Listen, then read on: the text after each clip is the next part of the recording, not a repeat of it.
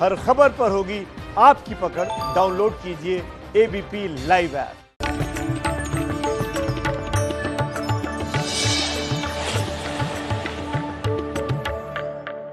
प्राणायाम सबके लिए जरूरी,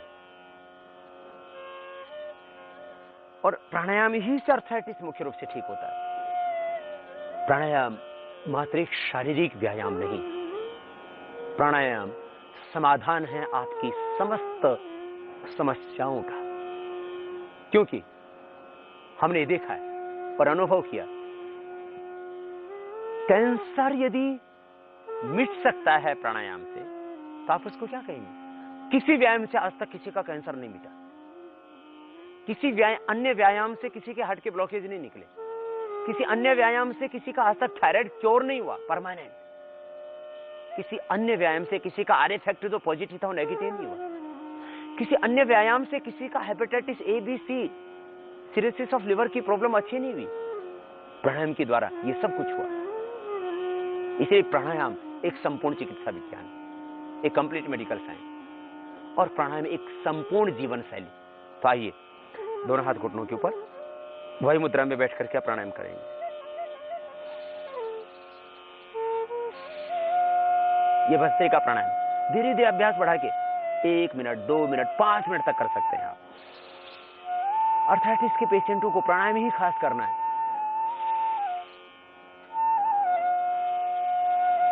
क्यों लंबा भरना और बाहर छोड़ना। अच्छी प्रकार के बात रोग प्राणायाम से ठीक होगी।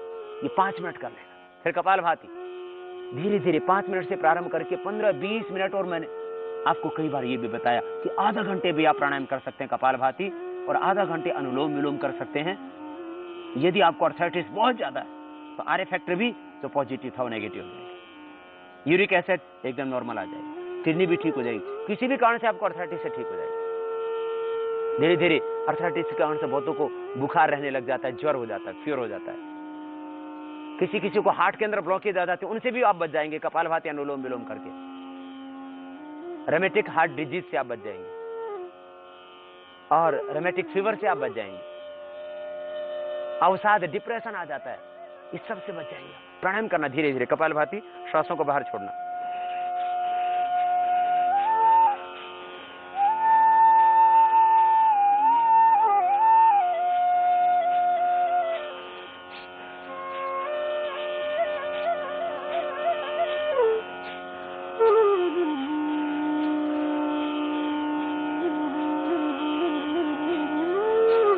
धीरे धीरे अभ्यास बढ़ाना इसका। 15 मिनट तक करना है, रुक रुक के। जब थक जाए तब रुक जाए। वैसे तो मैं आयुर्वेद की दवाइयों का भी बहुत पक्षधर नहीं हूं, परंतु यदि अर्थाइटिस इतना ज्यादा है कि आप हाथ पैर सब जकड़ चुके हैं, तो आयुर्वेद में कुछ दवाएं जिनको ले सकते हैं, और जो बिल्कुल हानि रहित है, जैसे शिलाजीत। ब्लड प्रेशर वाले हार्ट के पेशेंट भी ले सकते हैं, कोई दिक्कत नहीं है। बस दूध में लेना, और प्योर होनी चाहिए शिलाजीत। एक बूंद सुबह शाम गाय के दूध से। भैंस का दूध वायु करता है, उसका सेवन नहीं करना। दही शास्त्र सेवन करना ही नहीं है। भैंस का दूध भी नहीं पीना, गाय का ही दूध पीना। गाय का दूध निर्दोष है। मां के दूध के बाद यदि सबसे पवित्र किसी का दूध है, निरोगी दूध है, और जीवन देने वाला दूध है, आरोग्य देने वाला दूध है, तो गाय का दूध है। गाय का दूध एक बूंद उसमें शिलाजीत डाल करके ले लेना। और चंद्र प्रभावटी निर्दोष है, कोई भी ले सकता है बिना वैद्य की सलाह के। ज्यादा अर्थाइटिस होने पर हम चंद्र प्रभावटी के साथ साथ त्रयोदशांग गुग्गल, सूजन है तो पुनर्नवादी मंडूर, पूरे शरीर में जकड़न है तो त्रयोदशांग गुग्गल, संधियों में ज्यादा दर्द है तो सिंहनाद गुग्गल, बाकी अन्य वात रोगों में योगराज गुग्गल, और यदि वात रक्त है तो फिर उसमें कैशोर गुग्गल, रेमेटॉइड अर्थाइटिस होने पर तो कैशोर गुग्गल, सिंहनाद गुग्गल, त्रयोदशांग गुग्गल, योगराज गुग्गल, फिर सूजन आदि है तो पुनर्नवादी मंडूर। चंद्र प्रभावटी के साथ में कोई 1 या 2 गोली और साथ में दे देते हैं। सुबह दोपहर शाम 3 बार खाने के बाद, सुबह शाम दूध से दोपहर पानी से, ये गुग्गल आदि ले सकते हैं। ये गुग्गल हड्डियों को मजबूत करता है, घिसी हुई हड्डियां दोबारा आ जाती है। और जो आपके घुटने खिंच गए तो आप क्या करते हैं? थोड़े घुटने खिंचने पर ही तुरंत ऑपरेशन करवा लेते हैं। लेकिन भाई वो लगाए हुए बाहर के नकली घुटने ज्यादा दिन चलने वाले नहीं है, इसलिए याद रखना, ध्यान देना मेरी बातों के ऊपर। ऑपरेशन जो करवा रहे हैं अभी घुटनों का, 5 साल बाद में पछताएंगे। मैं आपको बता रहा हूँ, सलाह दे रहा हूँ, आप इसका प्रयोग कर लीजिए ना, क्या जा रहा है आपका। और यदि इससे ना हो तब आप करवा लेना ऑपरेशन, ऑपरेशन की आवश्यकता ही नहीं पड़ेगी। आप शिलाजीत से, गुग्गल से, लहसुन से, मेथी से और घर के ही हल्दी से आपकी बीमारी मिट जाती है, तो क्यों आप परेशान हो रहे हैं। कपालभाति प्राणायाम करो, थोड़ा सूक्ष्म व्यायाम करो, आहार पर नियंत्रण करो। देखो कपालभाति प्राणायाम,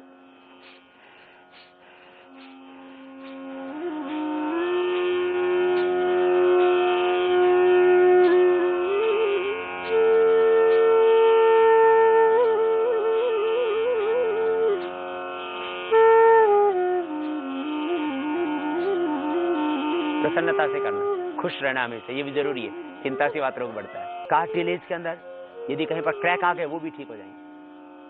तो कार्टिलेज के अंदर जो दिक्कत है, साइनोइड फ्लूइड लिक्विड जो जोड़ों का कम हो गया वो दोबारा से अपने आप नॉर्मल हो जाएगा, पैदा हो जाएगा अपने आप ही। सब चीजें भीतर से अपने आप होगी, तुम प्राणायाम करना, सब भीतर का असंतुलन अपने आप मिट जाएगा। बढ़े हुए घिस जाएंगे, घिसे हुए दोबारा से आ जाएंगे, और ये अंदर का लिक्विड जो जोड़ों का बोलते हैं ग्रीस कम हो गया वो दोबारा से पैदा हो जाएगा। प्राणायाम करो, योगाभ्यास करो, फिर तुम एक एक नहीं 5-5 किलोमीटर 10-10 किलोमीटर चल सकोगे, घुटने नहीं घिसेंगे तुम्हारे। ये 15 मिनट करना है कपालभाति, तब वो लाभ होगा, 15 बार करने से नहीं। फिर इसके बाद में संभव हो सके तो थोड़ा बाह्य प्राणायाम कर लेना, श्वास को बाहर छोड़ के बाहर रोक देना।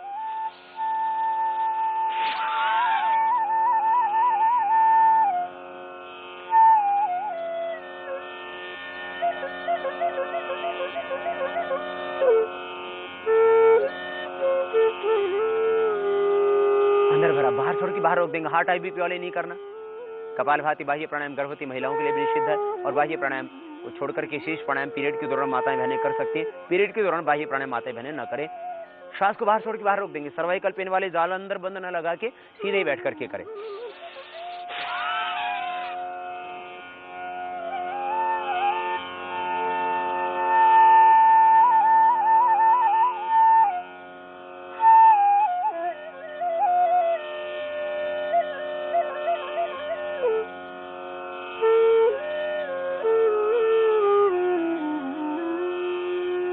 ये बाह्य प्राणायाम 3 से 5 बार कर लेना।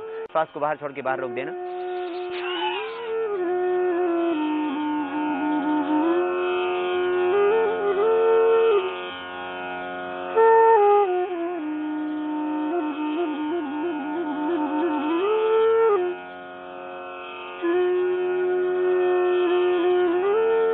फिर अनुलोम विलोम प्राणायाम, ये भी 15 मिनट करना जरूरी है। कपालभाति, अनुलोम विलोम, ये दो मुख्य प्राणायाम है जिससे आर्थराइटिस 100% ठीक हो जाता है, गाउट ठीक हो जाता है, रेमेटॉइड आर्थराइटिस ठीक हो जाता है, सारे जॉइंट पेन की प्रॉब्लम 100% अच्छी हो जाती है। 15-15 मिनट करना, ब्लड का सर्कुलेशन ठीक हो जाएगा।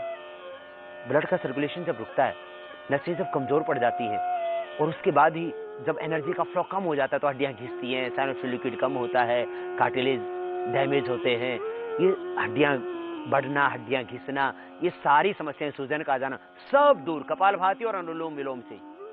आप कुछ भी नहीं करें, जो मैंने घरेलू उपचार आदि बताए, तो भी आप ठीक हो जाएंगे।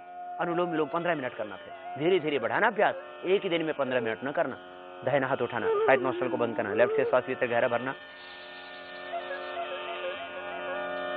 राइट से बात करना, राइट से लेना, लेफ्ट से बात, लेफ्ट से लेना, पूरा लेना और पूरा ही छोड़ना। सहज करना, देखो धीरे धीरे लंबा श्वास फेफड़ों में भरना गहरा।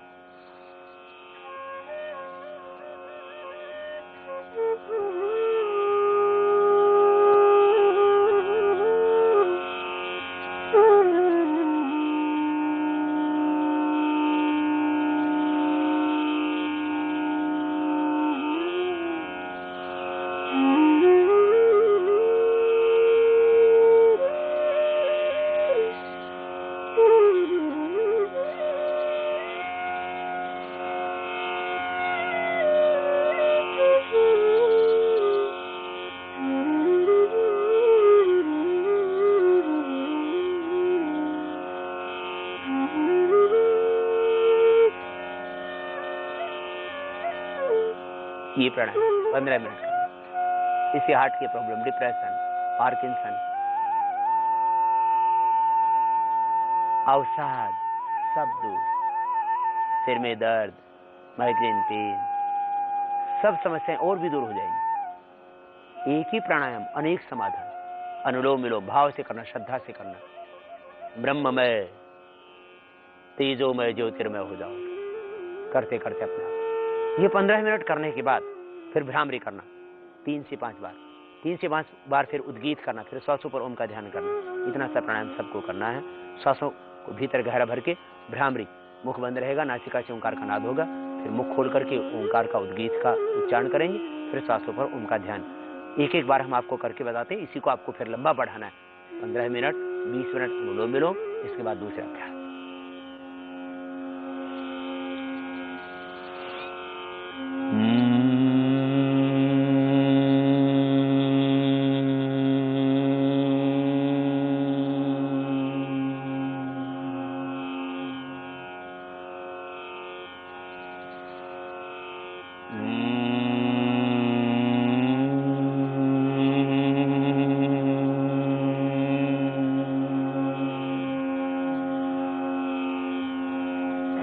से 5 बार कम से कम रोज करना, अधिक बार भी कर सकते हैं यदि आपके पास वक्त है तो। फिर अब उद्गीत प्राणायाम, श्वास भीतर गहरा भर के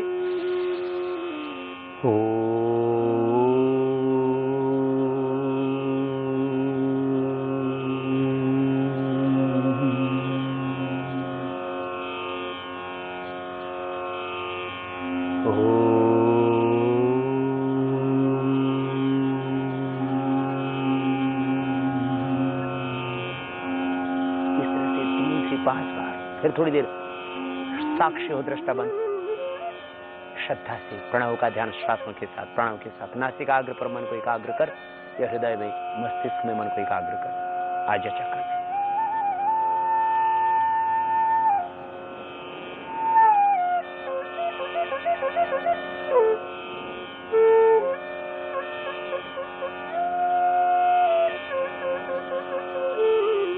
दोनों हाथों को उठा करके आपस में रगड़ना और गरम गरम हथेलियों की ऊर्जा को उष्मागंधन आंखों पर करने, आंखें खोलने। इस तरह से प्राणायाम रोज करना, इसकी मात्रा बढ़ा देना, पूरी श्रद्धा से करना, भगवान के प्रति समर्पण। दुनिया के सामने बहुत तुम रोए, जब जोड़ों में दर्द होता है तो हर समय आंखों में आंसू होते हैं इंसान के, ऐसा लगता है भगवान अब ऊपर उठा ले। तो तुम प्राणायाम करते करते भगवान से प्रार्थना करना, प्रभु ये देह तुमने दिया, अब देह को स्वस्थ भी तुम बनाओ। पूरे विश्व में मोनोपॉज के बाद में 35% माताओं बहनों को, जो ज्ञात हुआ अभी तक सर्वे के अनुसार,